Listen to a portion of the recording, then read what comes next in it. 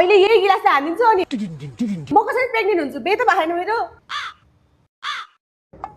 भनेपछि त pregnant oh my god how is this possible as a man तँ पागल भइसक्यो साइको पागल एकछिन फोन आयो हेलो भनेपछि तेरो विदेशमा पार्लर गएको बुढी प्रेग्नेन्ट भयो होइन के साइको मेरो नेपालमा भएको बुढी प्रेग्नेन्ट भएको बढी नबोल बुझिस् के कन्फ्युजन हो यार भनेपछि त म पार्लर जाने हिँडेको म किन पार्लर जाने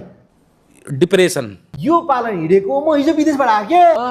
भनेपछि तिमीलाई किन चाहियो 2 लाख रुपियाँ पार्लर जान मलाई किन 2 लाख चाहियो के यो त साइको भइसकेछ भने पैसा धेरै कमाएर साइको भयो होला कि ल पैसा टन्ड कमाएर बिल दियो त बिल मसँग त पैसा छैन नि त्यत्रो लाउला कारोबार गर्ने मान्छेसँग पैसा हुँदैन खासमा त्यो लिन पनि पैसा छैन नि अनि ऋणको पैसा हो साहुहरूले फोन गरेको सबै